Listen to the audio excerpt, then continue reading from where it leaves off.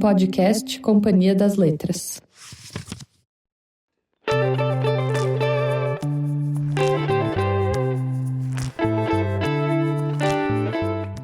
No episódio de hoje, a gente tem um encontro especial. Uma conversa com Luiz Schwartz, editor e fundador da Companhia das Letras, sobre o seu novo livro, O Primeiro Leitor, uma autobiografia editorial. Um livro cheio de memórias, histórias e reflexões sobre a prática de editar livros no Brasil. Mas em vez de uma entrevista tradicional, hoje a gente vai fazer diferente. A gente convidou outros editores de outras casas editoriais brasileiras para mandarem perguntas diretamente para o Luiz. Eles enviaram áudios e a gente vai ouvir tudo junto aqui no estúdio. Vamos lá? Eu sou Stephanie Rock e essa é a Rádio Companhia, o podcast que respeita a sua inteligência e alimenta o seu amor pelos livros.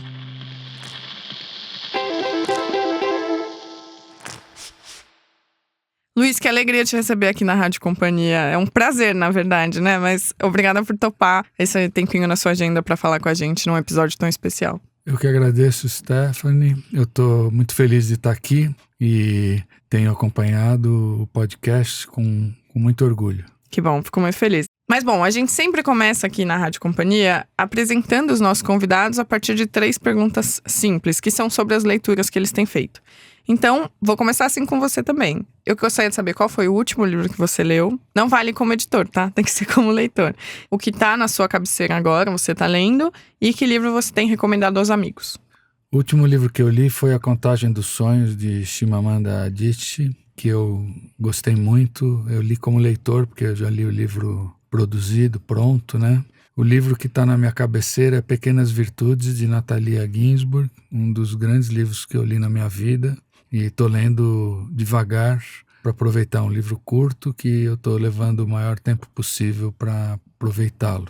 E o livro que eu comecei a divulgar hoje é um livro da Bruna Dantes Lobato, chamado Horas Azuis. Eu achei um romance extraordinário de uma jovem escritora que tem 2 personagens principais, uma mãe e uma filha, separadas pela distância e também pelo tempo.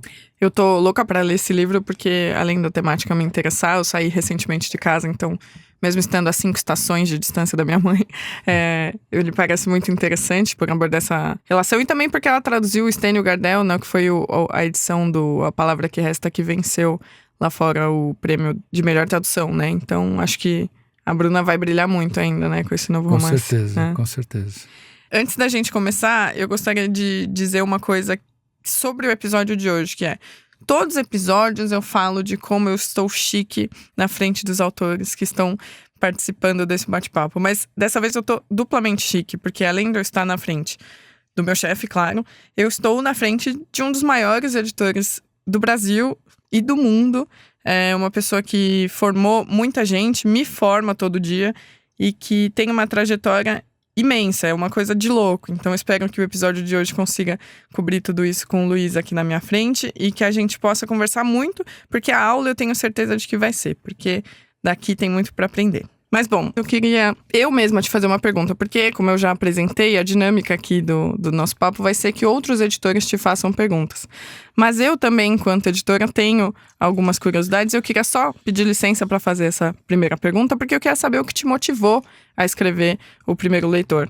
Porque, para quem está ouvindo e ainda não leu, o livro tem uma estrutura em que os capítulos ímpares são menores, são ensaios que mesclam questões editoriais ou pensamentos sobre a profissão do editor, e os capítulos pares são perfis de figuras importantes para a trajetória do Luiz ou para a história do mercado de forma geral, né? Então, são todas pessoas mortas, já adianto, não são pessoas que ainda estão vivas, mas, enfim, é um livro que mescla esses 2 caminhos. Então, o que eu queria te perguntar é o que te levou a colocar no papel e no mundo, claro, essas mais de 4 décadas de trabalho no mercado editorial e com os livros no Brasil. Bem, eu primeiro pensei em fazer um livro de ensaios apenas há bastante tempo atrás, em torno de quase 8 anos atrás, ou 8 anos atrás, quando a Companhia das Letras ia completar 30 anos. Eu fiz uma série de artigos para o blog da companhia que eu tratava de aspectos não muito usuais da vida editorial. Esses ensaios ou artigos eram mais curtos, né, do que meus novos capítulos. Muita gente falou que eu devia publicar, mas eu achei que não estava num nível apropriado para publicação. eu teria que desenvolver bem mais. Mas ficou aquela semente lá atrás. Depois, quando eu publiquei O Ar Que Me Falta, algumas pessoas com as quais eu não concordo, amigos e tal, disseram que no meu livro sobre depressão faltou falar sobre a minha carreira de editor.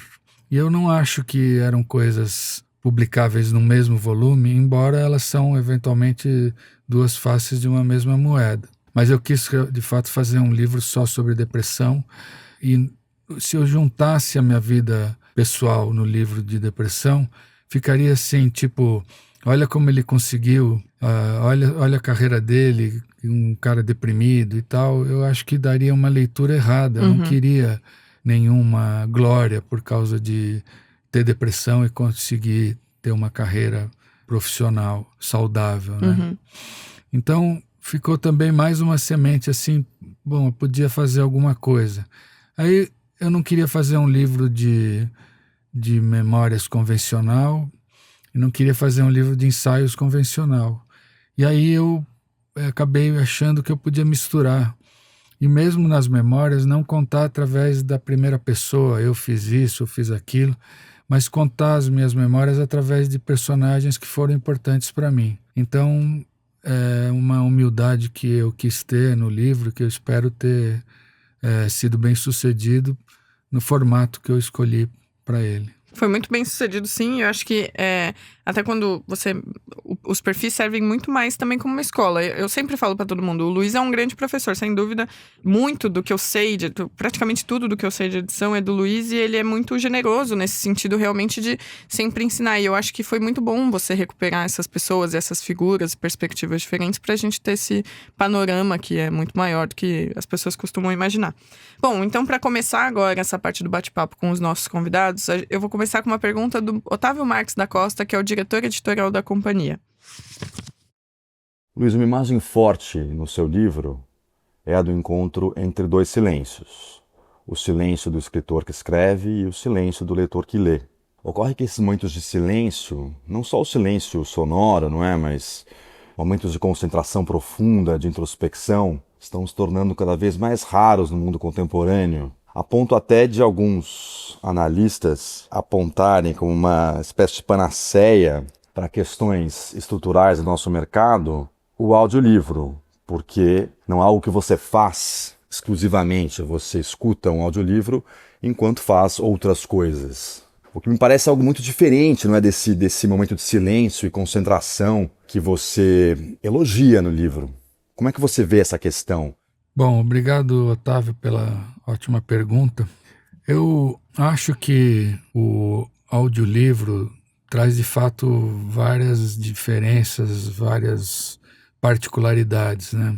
Ele é um sinal dos novos tempos em que as pessoas fazem uma atividade intelectual, isso é, ouvir um livro, enquanto fazem uma atividade física, ou estão no transporte indo para algum lugar e não querem perder tempo ou querem gastar o seu tempo com conteúdo, menos com entretenimento.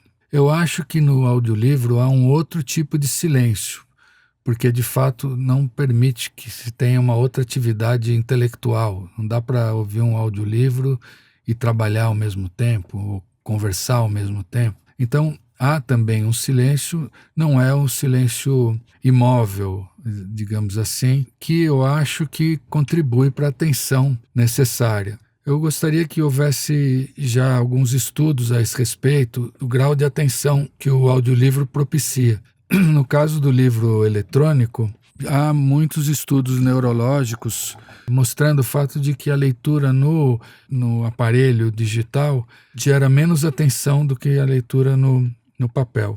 Mas, nesse sentido, sim, eu acho que não há que ter preconceito no audiolivro, cada pessoa pode querer aproveitar da leitura de sua maneira.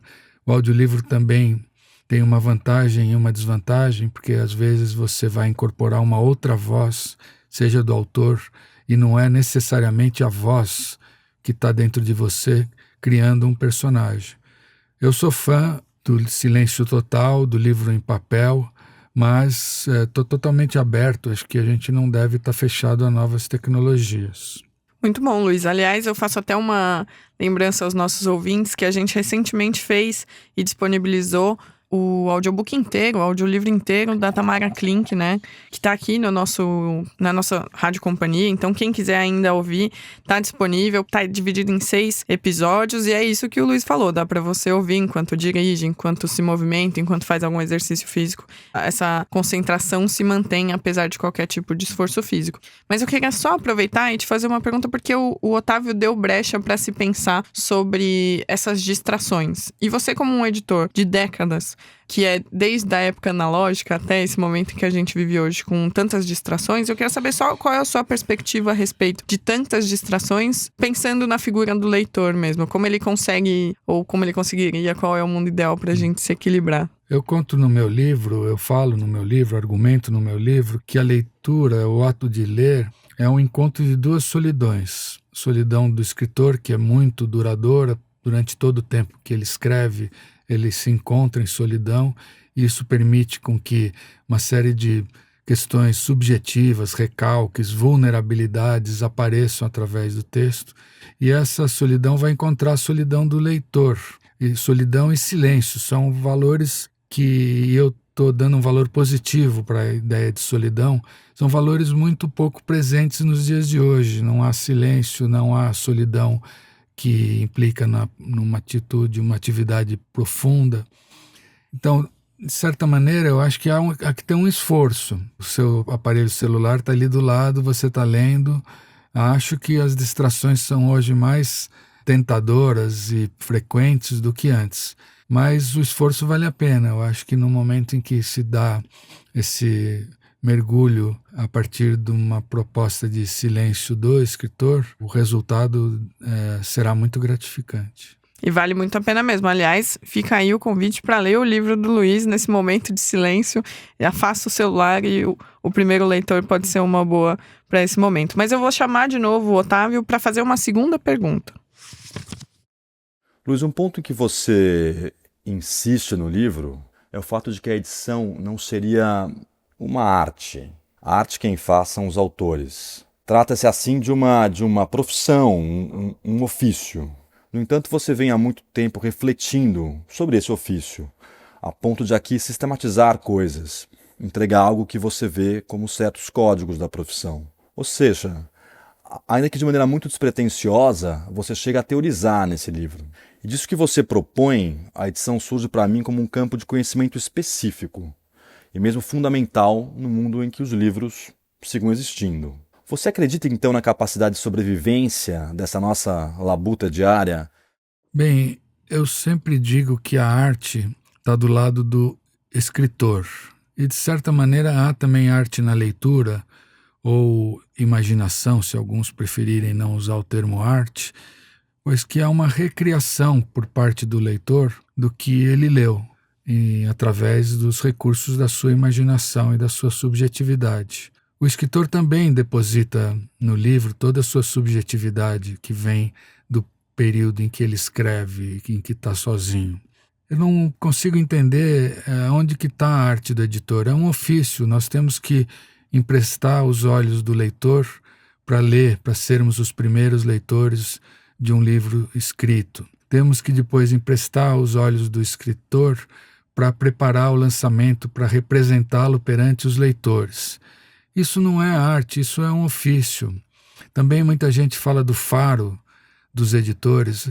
Eu não acredito. Na verdade, eu me pergunto assim, o que é mais importante? Uma criação ou a descoberta daquela criação? É muito mais importante quem criou do que quem descobriu. Então, transformar os editores em artistas, dado o seu faro, a sua grande intuição, para mim é uma falácia.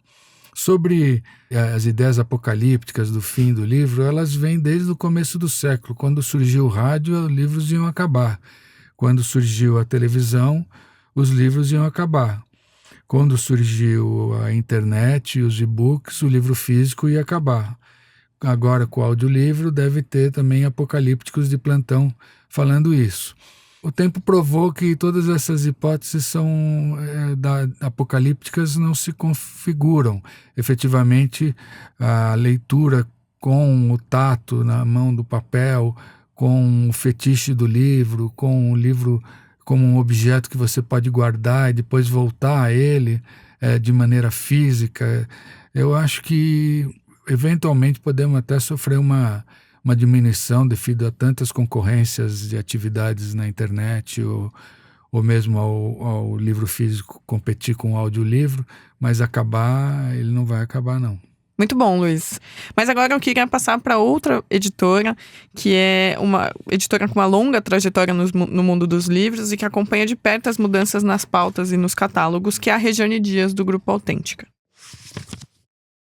Luiz, é um prazer enorme publicar ficção contemporânea e eu imagino que editores que entram nessa aventura sinto essa alegria imensa e também uma vontade de descobrir um novo autor, um autor inédito, um autor que vai se tornar um grande autor, que vai marcar a história da literatura. Por outro lado, eu percebo um preconceito muito grande em relação a uma literatura mais imaginativa. A gente vê um número enorme de autores a serviço de temas que eu estou chamando de temas emergentes, como antirracismo, diversidade de gênero. Há outros tópicos também em evidência hoje, como maternidade, luto, e muitos desses relatos feitos por meio da autoficção. Você percebe isso também? Uma dificuldade maior de lançar, de publicar e divulgar uma boa literatura, boa de ler, mas que não está vinculada a esses temas que são políticos. Bem, Regiane, muito obrigado. Um prazer responder uma pergunta sua, uma editora que eu admiro muito. Eu creio que, na verdade, não há preconceito, conforme você colocou. Eu acho que há o surgimento de outros tipos de literatura que não surgiam, que com os movimentos sociais, que com a luta pela aceitação das diversidades, esses textos começaram a surgir mais pessoas começaram a escrever a partir das suas identidades, e isso é uma novidade boa, na verdade. Eu acho que há um grande número de livros femininos. Isso é uma coisa que eu noto, que a literatura é cada vez mais feminina. Mas acho que alguns dos gêneros que você falou são imaginativos também. Então eu acho que não é que a literatura de cunho social enterrou a literatura imaginativa. Acho que esses livros também têm esse caráter de criação, de imaginação, de criação de personagens.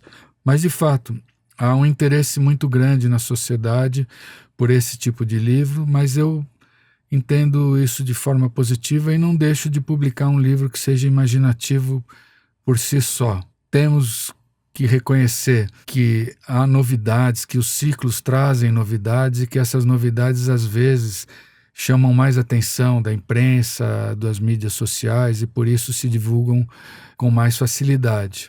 Mas há que continuar publicando todos os livros que forem bons. Na verdade, eu acho que é nosso papel não arrefecer perante, eventualmente, uma dificuldade maior em divulgar um livro puramente imaginativo. Dependendo do livro, do carisma do livro, da força desse livro, esses obstáculos certamente se ultrapassarão. Excelente resposta, Luiz. Agora a gente vai ouvir uma pergunta de um editor que já dividiu bastidores com você lá nos anos 80 e segue firme no mercado até hoje, que é o Marcos Pereira, da Sextante. Olá, Luiz. É um prazer estar participando desse seu projeto. E sempre me impressionou muito a forma como você lidou desde o princípio com a edição dos seus livros, com o cuidado gráfico, com as capas, com as traduções, o número de jabutis que a companhia, de prêmios internacionais que a companhia conquistou, é a prova disso. Então eu queria saber quais são as influências da tua formação inicial que te fizeram ter todo esse cuidado, toda essa preocupação com o objeto livro, com a experiência de leitura. Marcos, meu companheiro desde os anos 80, muito obrigado pela pergunta, e ela é ótima para eu poder homenagear algumas pessoas que tiveram realmente grande importância na minha vida pessoal e profissional. Primeiro foi o Caio Graco, meu primeiro chefe na Brasiliense, que me ensinou muitas coisas, entre elas a ousadia necessária para ser um bom editor. O desprendimento ao ler um texto, o Caio lia os trabalhos e fazia colocações bastante pessoais, e também era um homem envolvido na luta política, criou o Amarelo pelas Diretas. Nessa época eu também, recém-egresso da faculdade, e lá eu tinha me manifestado nas ruas contra a ditadura e imaginava seguir uma carreira acadêmica, não como editor. E cheguei a ser anarquista durante um tempo, achar que o Sol era burguês, que ler ficção era burguês. Então, enfim, o Caio foi a primeira grande influência. Mais à frente, o Jorge Zahar, que fica meu melhor amigo, meu segundo pai, me deu lições de dignidade profissional durante os 15 anos que a nossa amizade durou. Só durou isso porque ele faleceu precocemente, mas nós nos falávamos todo dia, com exceção dos fins de semana. E eu tive essas lições de dignidade, lições de gentileza, que são muito necessárias para um editor, na verdade, que fazem com que o editor tenha uma visão generosa para com a literatura. Além disso, eu acho que a Companhia das Letras, ela misturou o que havia de bom em todas as melhores editoras na época que a gente começou, em 1986. A Nova Fronteira era uma editora que tinha um recurso gráfico muito bom, que tinha criado uma linha de romances de alto nível. As capas eram muito bonitas, criou uma identidade e investiu em qualidade. A Record tinha um marketing muito afinado, muito assim à frente do seu tempo. A Civilização Brasileira também, com as capas do Eugênio Hirsch e com a militância, a editora a serviço de uma militância política importante. E a Brasiliense, onde eu trabalhei. Eu costumo dizer que a companhia não criou nada, ela juntou o que tinha de melhor no mercado numa editora só. E, ao juntar, procurou ser radical nesse aspecto. Então, essas são as minhas influências, dando espaço para uma homenagem aqui ao meu avô, que foi sócio da Companhia das Letras no começo da companhia, e que também, junto com o Jorge, me deu as lições de generosidade, de humanismo, frente aos desafios da vida. E a minha mãe, que foi a que me incentivou como leitor. Ela era uma grande leitora e eu me transformei em leitor graças a ela. São essas as minhas influências.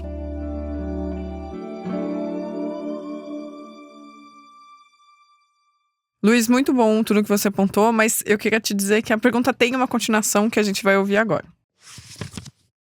40 anos depois, você se associou ao maior grupo editorial do mundo, se transformou no maior grupo editorial brasileiro, com uma variedade de selos, uma experiência que deve ser muito diferente daquela experiência inicial, uma experiência eventualmente até mais artesanal e muito familiar, né? Você sempre trabalhou com a Lili, depois você teve a sua filha brilhando aí na área infantil. Então, a minha pergunta é assim, o que você tem saudade de fazer daquele começo, seja na companhia, seja na própria Brasiliense, e que essa vida moderna, mais corporativa, eventualmente, te toma muito tempo? Bom, Marcos, a vida corporativa me toma um pouco de tempo, mas é muito menos do que eu imaginava.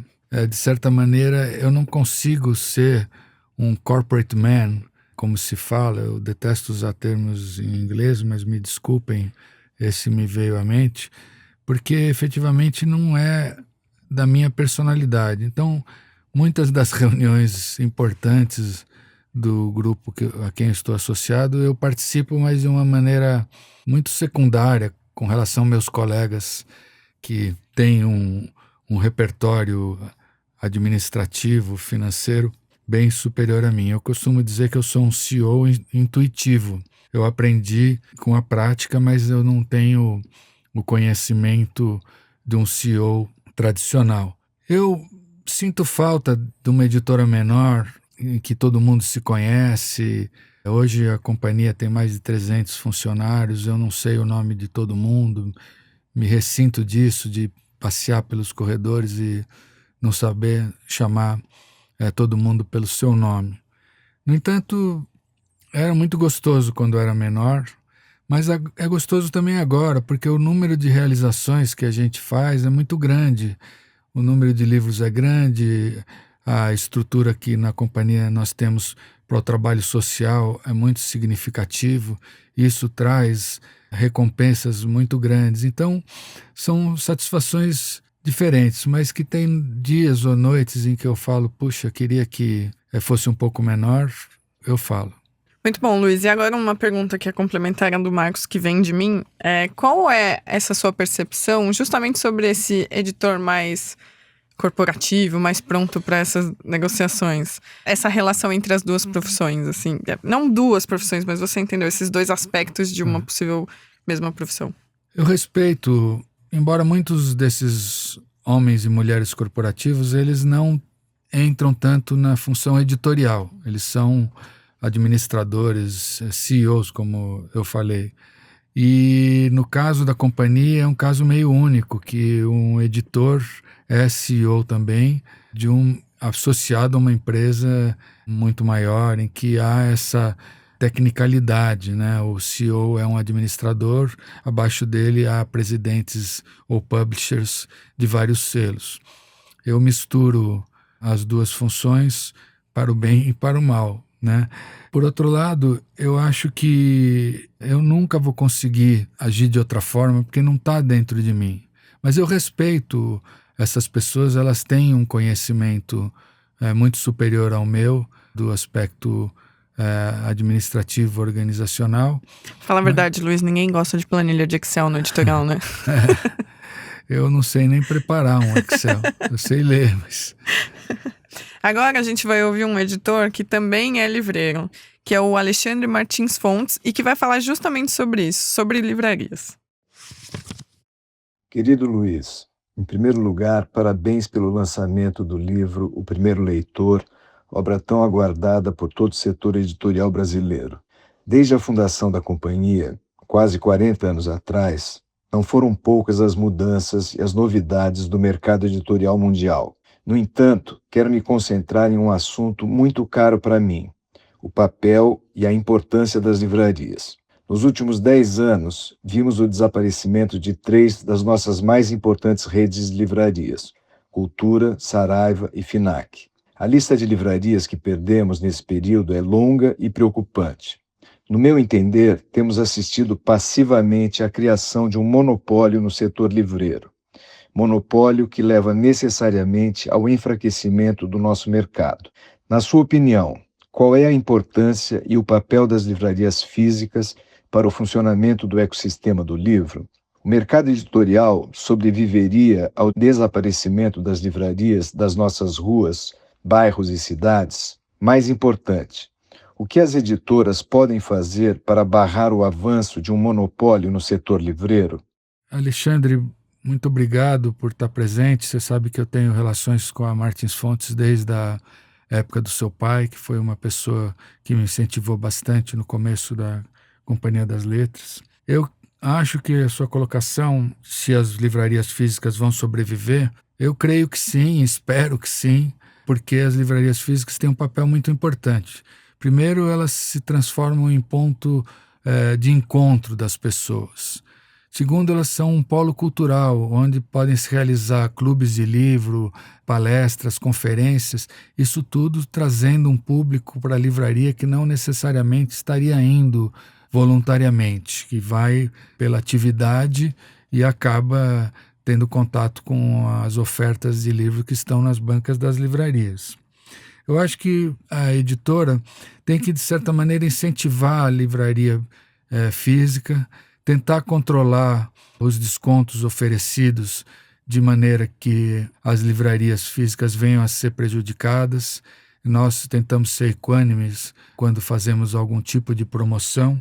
E eu acho que também devemos incentivar as livrarias físicas a desenvolverem seu trabalho online, que é uma coisa que, na minha opinião, se eu puder fazer uma crítica às livrarias, eu acho que elas não investem tanto nesse tipo de produto quanto poderiam e deveriam. Basicamente é isso. Eu acho que nós podemos atuar de uma forma ética, concedendo condições semelhantes às livrarias nas promoções eventuais que sejam feitas, tentar criar atividades culturais em conjunto e fomentar os clubes de livro que, talvez você lembre, a companhia foi pioneira ao trazer essa modalidade de atividade nas livrarias a partir do exemplo que nós tivemos da Penguin Random House nos Estados Unidos. Excelente, Luiz, e eu adoro quando as pessoas vêm aqui e dão brecha para eu falar clube de leitura. Todos os ouvintes já estão cansados, mas clube de leitura, sim. Acho que só reforçando novamente, é um dos espaços maravilhosos para se criar clubes de leitura e esse senso de comunidade que vai para além do livro e sim das trocas entre leitores. Muito bom, mas aí eu queria já passar para a próxima pergunta, que é da Rita Matar, da Fósforo. Ela quer saber mais sobre um aspecto que ela super entende, porque justamente ela trabalhou bastante com direitos estrangeiros, enfim, e ela é muito bem relacionada lá fora, então ela faz uma pergunta mais ou menos sobre isso também. Oi, Luiz. Queria começar parabenizando pelo livro que eu estou lendo agora e aprendendo muito. E queria te fazer uma pergunta que tem a ver com a sua experiência internacional, que é uma coisa que muitas vezes se desenrola longe daqui do Brasil e pouca gente tem acesso. Mas eu queria te perguntar qual você acha que é, ou foi também, inclusive no passado, a importância de editoras estrangeiras e do seu relacionamento com editores estrangeiros para a sua formação como editor e também para a história da Companhia das Letras. E queria que você contasse isso para a gente um pouco, tanto do ponto de vista da aquisição de direitos, isso é, da contratação de livros estrangeiros que depois foram lançados aqui no Brasil, quanto no sentido inverso, do ponto de vista da venda de direitos brasileiros e publicação no exterior, que eu sei que é uma coisa muito importante para você e queria te ouvir falar um pouquinho mais sobre isso. Obrigado, Rita. Tenho saudades dos tempos em que trabalhávamos juntos, mas fico feliz de te ver brilhando aí na Fósforo. Eu acho que essas duas coisas na minha vida caminharam juntas, porque num momento fortuito em que eu achei que eu tinha um livro para vender internacionalmente, que era o Boca do Inferno, e preparei todo o material, como se faz uma venda de um romance na Feira de Frankfurt, foi assim que a Companhia das Letras ampliou enormemente o leque de relacionamentos com editores. Eu já tinha um bom relacionamento, os livros que nós publicávamos pelo cuidado com as capas, agradaram os autores e os agentes e editores estrangeiros, mas no momento em que houve esse episódio, todas as grandes editoras vinham ao estande brasileiro para tentar comprar aquele livro do qual eles tinham ouvido falar. As feiras de livro funcionam assim, muito no boca a boca, decisões muitas vezes tomadas sem a leitura dos livros. E essas editoras que vinham me procurar e que entraram em leilões que eu não queria nem fazer, mas fui obrigado devido a tantos interesses que o livro despertou, essas editoras começaram a conhecer o catálogo daquela editora pequena e começaram, de certa forma, a admirar o nosso catálogo. Então, eu aumentei o meu leque de relacionamentos a partir dessa data, 1989, a editora já estava em operação há 3 anos, e aí eu passei a ter um contato direto com esses editores, não passando necessariamente pelos departamentos de direito autoral. E os agentes também começaram a conhecer a Companhia das Letras. Nesse sentido, eu acho que eu tenho um bom contato fora, uma lista de relacionamentos bem ampla, e que traz muitos benefícios para a Companhia das Letras.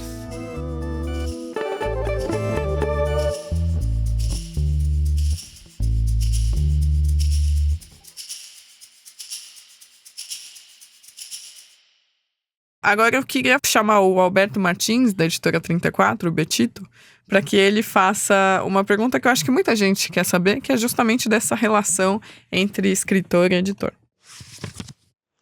Olá, Luiz. Como você também escreve, eu fico curioso de saber se a sua vontade de escrever é anterior ao ser editor ou se ela é algo que surge da prática do editor. E queria saber também se o convívio entre o escritor e o editor dentro de você são sempre pacíficos ou não. Bom, Betito, que é nosso autor, amigo, agradeço aí a ótima pergunta. Eu acho que o primeiro momento que eu virei escritor foi quando eu fiz um livro infantil chamado Minha Vida de Goleiro, que foi motivado por fatores completamente externos à editora. Enfim, foi uma reação minha a uma situação familiar entre meus pais e que eu quis, de alguma forma, rememorar a minha infância, a forma que eu enxergava meus pais durante a minha infância. Então, nesse momento, não havia absolutamente nada do mundo editorial me incentivando a fazer aquele livro.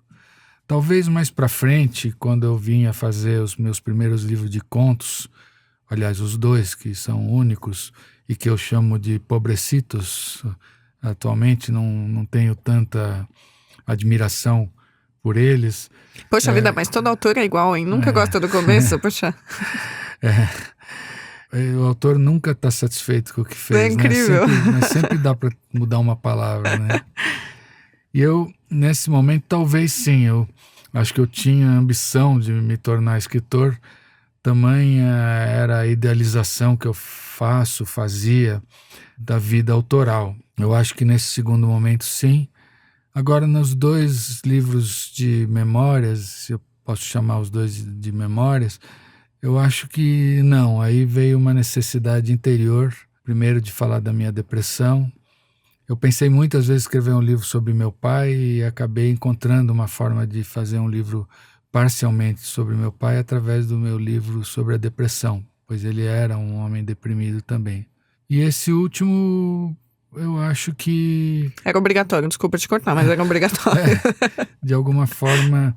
É um livro que responde à vida de editor, mas não é um livro que eu fiz por inspiração editorial. Eu fiz porque acho que eu precisava sistematizar os meus pensamentos e porque eu gosto de escrever, né? Então, acho que essas são as explicações que eu podia te dar. E a gente agradece. Aliás, Luiz, eu quero saber quem é o seu primeiro leitor? A Lili. É? A minha mulher. E como funciona? Você escreve tudo e mostra, vai mostrando aos poucos? Vou mostrando. Você é esse tipo de autor? É. Muito bom. O Otávio, se ouvir, vai ficar enciumado. O Otávio, o editor do Luiz. Já que a gente tá falando desse seu lado escritor, Luiz, a gente vai voltar aqui numa pergunta da Regiane, lembrando que é a editora da Autêntica, que ela foi uma das primeiras a fazer a pergunta do episódio e que ela também faz um questionamento a você sobre essa dupla relação. Então, vamos ouvir agora a Regiane Dias da Autêntica. Bom, a minha pergunta vai para o Luiz, editor-autor. Depois que você se aventurou pela ficção, com os livros para os mais pequenos, para crianças, jovens, e depois os livros de contos e o de memórias, mudou o olhar desse editor para os autores, ou seja, o editor-autor passou a ser um editor diferente no trato com os autores, no entendimento dos autores, na relação com os autores, na relação com a própria escrita dos autores, depois da sua experiência como autor? Sim, Regiane, eu acho que modificou. Eu acho que eu já tinha uma compreensão da complexidade do trabalho autoral, mas depois de me transformar em escritor, eu vi o tamanho da vulnerabilidade, da insegurança que a gente sente colocando um texto, como eu já disse, durante tanto tempo, solitariamente, colocando um texto na tela, no papel, e eu acho que a minha compreensão do que o editor precisa fazer para acompanhar, para acarinhar essa insegurança e essa fragilidade, eu acho que essa compreensão ficou muito maior depois de eu virar escritor e dar todo tipo de vexame com relação à insegurança e ficar... embora eu mantenha esses vexames mais dentro de mim, mas de todas as formas ansiedade profunda com relação a tudo que vai acontecer com o livro, eu tive uma compreensão bem melhor desse aspecto da vida autoral. Eu tenho uma última pergunta, Luiz, que é uma pergunta formal. Porque a gente ficou te enchendo aqui de perguntas sobre como é ser editor. E, bom, chegamos aqui nesse final e falamos que você também é escritor. Então, eu queria saber esse seu processo criativo, digamos assim. Não aquelas perguntas de sempre, que hora você senta e escreve ou coisas do tipo, mas sim como você entende realmente o fazer literário. Eu vou escrever nessa forma. Você tem até uma história interessante que inicialmente a ideia do livro era escrever cartas, né? Mas que mudou. Eu queria entender como é a sua abordagem, como é a sua escrita mesmo, como é o Luiz escritor, esquecendo por 5 minutos quem é o editor. E também uma pergunta que você, enquanto autor, fica com raiva das edições?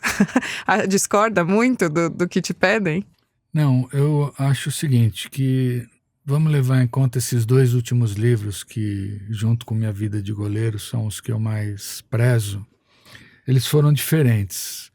Quando eu escrevi O Ar Que Me Falta, eu sentei no computador com uma ideia vaga de fazer alguma coisa sobre meu pai, sobre a transferência intergeracional da depressão, falar um pouco da minha depressão com franqueza e abertura para que pessoas que sofram do mesmo mal pudessem entender a minha experiência e eventualmente se identificar, ou não. Então eu sentei com essa intenção, mas sem uma estrutura clara. Várias coisas foram surgindo no transcorrer. Uma delas que eu gosto é que eu acabei usando as várias tentativas minhas de fazer romances como um argumento para tratar de outros assuntos ligados à depressão ou a outros assuntos autobiográficos meus. Isso surgiu, não é que eu planejei. No caso do Primeiro Leitor, eu tive essa ideia inicial, antes de começar, de fazer os capítulos alternados entre ensaios e memórias. Só que eu comecei achando que eu queria ficar tão claro que eu não estava falando de mim mesmo, eu isso, eu aquilo, que eu comecei, como você falou, no formato de cartas. Eu escrevi uma carta para o Caio, escrevi uma carta para Susan Sontag, escrevi uma carta para o Rubem Fonseca, os personagens para o Jorge Zahar, enfim, para os personagens que estão retratados. E aí teve o fato muito positivo de que aquilo estava muito ruim e o Otávio... Aí veio um editor. Veio um editor e me falou, olha, eu sei que talvez você não vá aceitar, mas eu acho que você tem que transformar isso em perfis porque está muito artificial. E eu aceitei na hora. Aí eu refiz todo o livro, mas de qualquer maneira vamos dizer que havia um planejamento que foi modificado no transcorrer do tempo, mas foi um pouco diferente do que o meu outro livro, que é mais do mesmo estilo e da mesma categoria que esse. E agora a última pergunta de verdade. Vai ter romance eventualmente? Puxa, eu acho que não, viu? Eu já tentei tantas vezes, eu não tenho fôlego e a minha imaginação ou é muito pequena ou é muito grande, de maneira que nunca fica bom. Muito bom, Luiz. Muito bom conversar com você.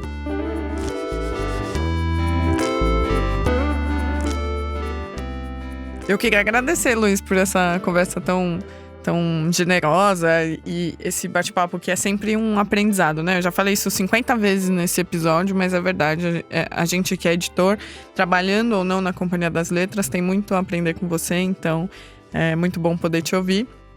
E ouvir também o escritor, né? De novo, a gente tá aqui também porque você lançou o Primeiro Leitor, que é um baita livro cheio de histórias, uma aula, mas também um panorama muito interessante sobre esse mercado tão bonito que a gente tem aqui no Brasil, que é livro, né? Uma das coisas mais... Não, sou suspeita. É a coisa mais legal que existe.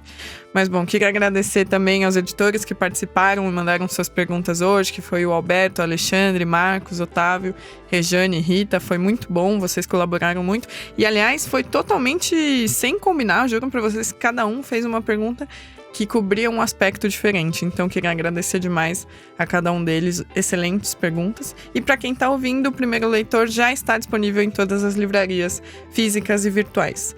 E físicas, hein? Aí, reforçando de novo o que a Alexandre disse, pode privilegiar ir numa livraria e comprar o seu exemplar.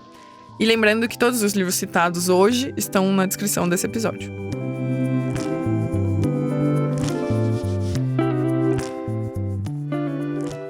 Essa foi a Rádio Companhia. Se você gostou, recomenda para os amigos. A direção, roteiro e produção executiva são da Trovão Mídia. Edição, mixagem e montagem de som por Laila Moalen. Trilha sonora original de Pedro Pastoriz. Eu sou Stephanie Roque e fico por aqui. Boas leituras e até a próxima.